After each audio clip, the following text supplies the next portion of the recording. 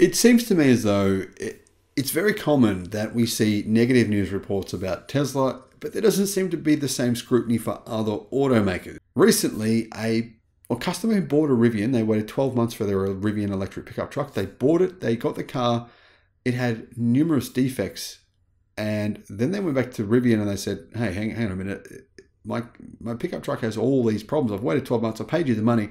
They shouldn't have all these issues. And Rivian said, yeah, no worries. Okay, pay us this much more money and we'll fix the problems. Now, I can't verify this story, but I can share with you what we've seen on Car Scoops about this story. It's kind of an eye-opener, to be honest. Hello, my friends. Welcome to the channel. I'm the Electric Viking. It's great to see you. Thank you for tuning in. Now, I want to make it very clear, for starters, I actually love the Rivian R1T and the R1S. I don't know why, but there's something about them that I really like. I don't like the fact that I think it's a bit impractical in terms of having a really short bed. I think if you're going to buy a pickup truck, you want it to be bigger, but a lot of people don't agree with me on that, so no worries.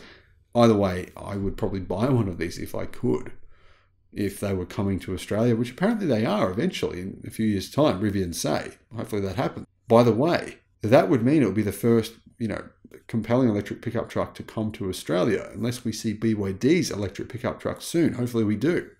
Now, all that said, when you've waited over a year and paid a very large sum of money for a new car, which is kind of like your new dream car, you would expect it to be pretty well close to what you would expect of a new car to be, for it to be in good condition. However, an owner that calls himself Rinsler017 on Rivian's forums picked up his vehicle and says he soon noticed the doors were misaligned, the white paint had multiple defects, a piece of silver trim had separated, and a plastic trim screw was missing. Now, I don't really think the plastic trim screw matters too much, but the other things do sound significant enough.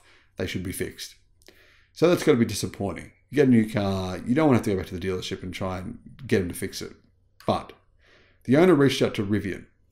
They offered him two choices: have the R1T fixed or have it replaced. The buyer decided to have it replaced, which is kind of good that he could choose that. He selected a new truck from inventory. He says the price displayed matched the original price that he paid, rather than the new higher prices Rivian basically came up with in March, which increased the price by $12,000 of the quad motor version and the R1S SUVs by over $14,000 US because of rising costs. Now, to be fair, battery costs have actually come down, but either way, Rivian clearly was making a loss on these vehicles for the first year, and they don't want to do that anymore, which is understandable, and it's within their rights to increase the price. That said, I don't think they should increase the price if you've already paid for it. When the time came to collect his replacement electric truck, the owner received an email in which the truck is priced at post-increase levels, meaning it was priced quite a bit higher than what he'd already paid for the same vehicle.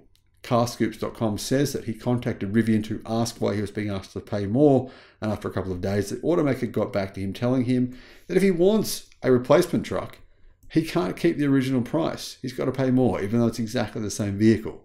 The owner said he's told repairing the truck will take a long time. He's been offered a set of Rivian center caps. A center cap as a goodwill gesture. Rivian initially tried to foist the March price increase on existing order holders, apparently.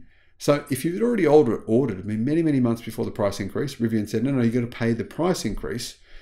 And that to me is not something that should happen. I believe most car companies don't do that. It backtracked because of the vocal opposition, and I think the media pointed out to, and Rivian decided to change that policy. In this case, the owner is clearly not getting what he paid for. The replacement shouldn't be 25% or 20% or any percent more expensive. Rivian, the reason I made this video is because sometimes people need a wake-up call. Sometimes if there's a YouTube video out there about it, that's enough to get the right thing to happen. Rivian, make it right with this guy. Give him his replacement truck for the price he paid. That's the fair thing to do. In the end, it'll barely affect your bottom line at all. What do you guys think? Do you agree with me? Do you disagree? Let me know in the comments. Thank you for watching.